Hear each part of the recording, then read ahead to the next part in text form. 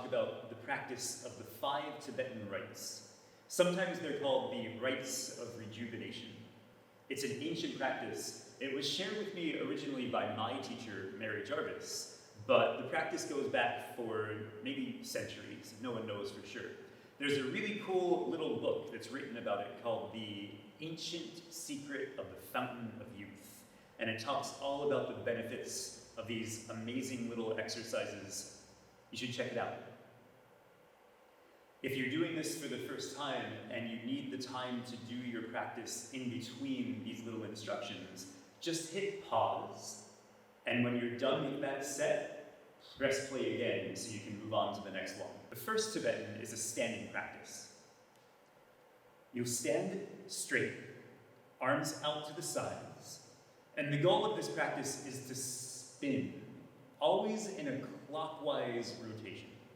Some people like to spin, and as they do, they spot like a dancer. So you're always focusing on one point. Your head sort of turns around quickly to keep that point of focus. That can help you, it can help prevent some of the dizziness from turning. Some people, instead of spotting, like to keep their gaze right over a fingertip. So you're always focused on one spot instead of whipping your head around quickly like that. So whichever one works for you. When you're doing all of the Tibetans, the goal eventually is to do 21. At the beginning, go slow. You might start with 5, maybe with 10, whatever works for your body today. And over time, you can gradually increase that number. If you start to feel too dizzy, if you start to feel like heat, energy rising in your body, that's the point where you should stop, take a breath, lie down on your mat, and get ready for the next one. To begin, arms out to your sides, take a deep breath, and slowly start to turn to your right. At the beginning, go slow. You don't want to make yourself too dizzy. As you get better and better, more familiar with these practices, you can speed up. Eventually, you look like a whirling dervish. It's pretty fun. Once you're finished, stop, take a breath, and then lay down on your mat, savasana.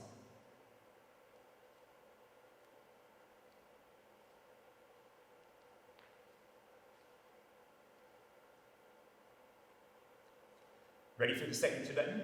You should already be lying on your back, having done your quick savasana after the first Tibetan. The second Tibetan looks a little bit like a plow pose. You walk your hands underneath your body with your thumbs almost touching. Legs straight. The basic version of the second Tibetan, you'll bring your chest, your head, and your legs up to make a U shape with your body. And then slowly lower back down, head down, legs down, and repeat. And just make that shape. Every time you come up, make sure that your chin is really tucked to your chest. And then come back down. So that's the basic version. If you'd like to take the upgrade, if the basic seems like you've got that one covered, it starts like this. You'll bring the legs up to the ceiling, lift up onto the shoulders, and then slowly bring the feet down to touch the floor. To reverse, you'll send your legs straight back up to the ceiling, and then lower back down. Here's where you meet the U shape. Lower back down, release. So you have the choice, step 1 or step 2. Just like the first Tibetan, you'll start with 5, maybe 10, whatever feels good in your body today, eventually working your way up to 21. So take some time right now, do the second Tibetan. Here we go.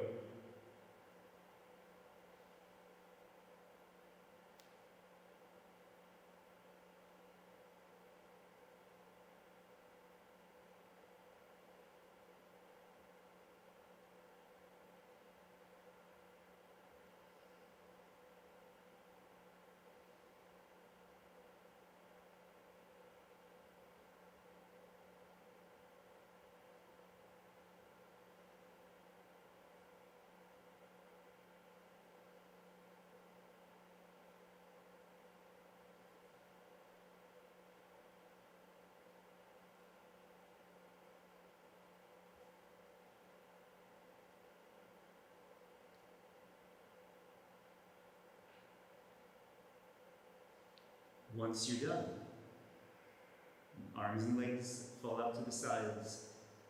Take a breath.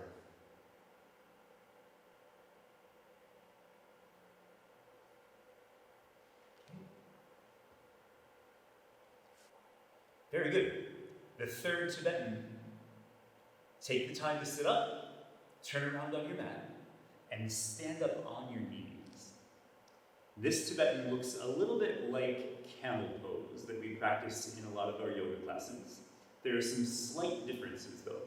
The knees and feet are hip-width distance, maybe slightly wider, but your toes are actually hooked under, so you have a little bit of extra stability with your toes tucked. From here, the hands, instead of on your back, like in camel pose, will slide down to just below your butt cheeks. The third Tibetan my teacher Mary calls seaweed camel. It looks a little bit like a piece of seaweed waving in the ocean currents. When you begin, with your throat choked, chin to collarbone, pull your belly in, lean your upper body back. There's no backward bend here. It's spine as straight as possible. You go all the way back to the point where you can hold it. And then from there, push the hips forward. Slowly bring your head back. Lift your chest up and roll back up the spine. Back to your center. Sometimes when you start to move in this posture, you'll feel like you're going to fling forward a little bit. If you do that, if you have to catch yourself, that's totally normal. Just pick yourself back up, reset, and start again. Toes hooked under, chin to chest. Every time, get that throat choking sensation. Spine straight. Lean the upper body back. Keep your belly in. And go back as far as you can. Then release, push the hips forward. Lift the chest up, head back. Roll back up the spine. Start slow. Again, you don't want to make yourself too dizzy as you do these exercises. Start with 5, maybe 10, whatever is good for you today. Eventually working yourself up to 21. Here we go. Hands just below the butt cheeks. Throat choked, whole belly in. Begin when you're ready. You can go as fast or as slow as you need to. Always okay to hit pause on the video. And you can start again when you're ready.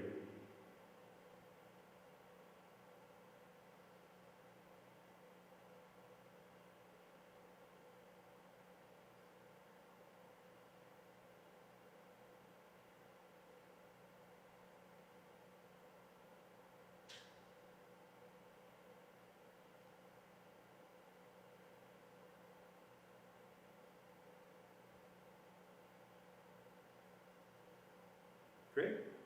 When you're done, take a quick savasana. Turn around, lie on your back, and take a breath. Once you've taken your quick savasana, sit yourself up and set up for the fourth Tibetan. This one looks kind of like a tabletop posture. You turn around on your mat, hands right underneath your shoulders, feet hip-width distance. Push your hips up towards the ceiling. Ideally, your hips are in line with the knees. If you're a little bit more flexible, your hips might even be up higher than the knees. Head goes back as far as possible. Hips up, throat open.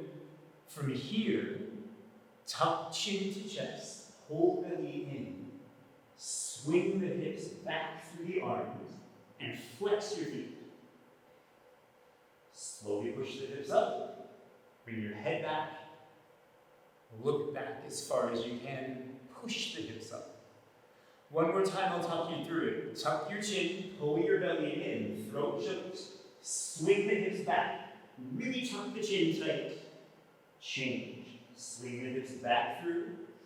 Push your hips up. Bring your head back as far as it goes. At the beginning, you might not go super fast in this exercise. But just know, if you're doing it really slow, it can be difficult. Sometimes the speed helps a little bit with this one. Don't make yourself too dizzy. Do 5 or 10 and see how it feels. Here we go. Hips up, head back. Begin. Go as fast or as slow as you need.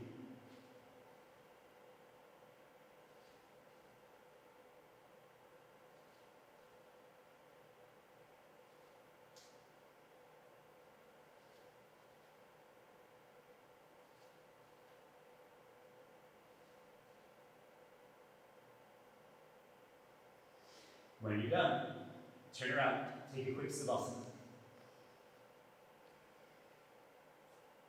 The 5th Tibetan, the final one, starts in an upward-facing dog position. If you're unfamiliar with that, I'll show you what it is.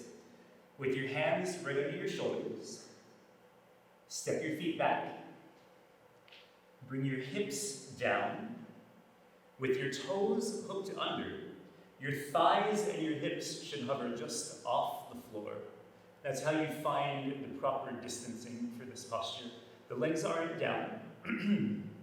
The chest right between the arms, and your head is back as far as it goes.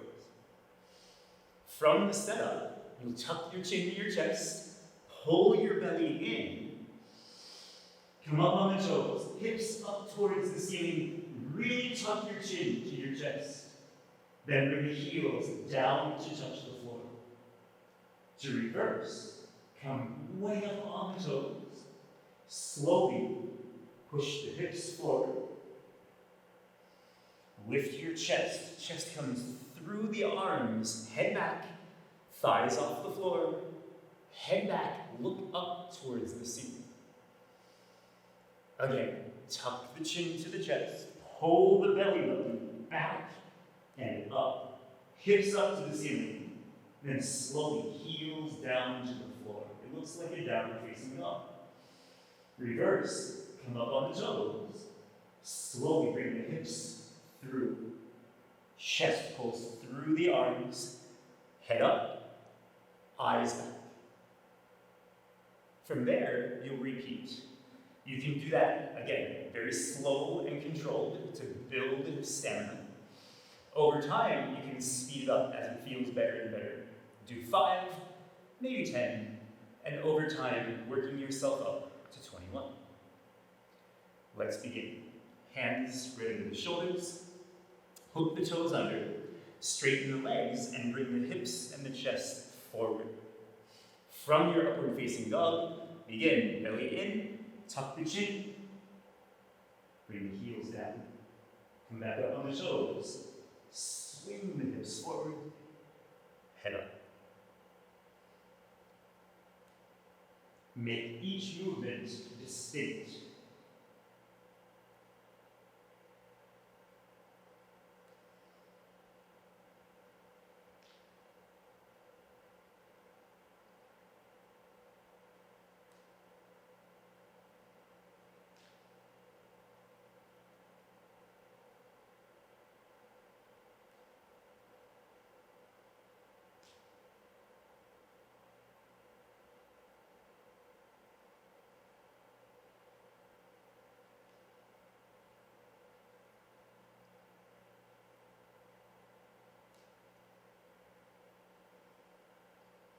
Excellent. And when you're done, turn around, lie down, relax on your back. That's the practice of the 5 Tibetan Rites. It's something that you can do at any point throughout your day. It takes maybe 10 minutes once you start to really understand the flow of the practice. And it energizes you for the entire rest of your day. It's something that you can just put in your tool belt for those times that you can't get to a yoga class. If you have any questions, feel free to get in touch with me. Stay tuned in for more quick little yoga practices that you can practice at any point throughout your day. Thank you all. Namaste.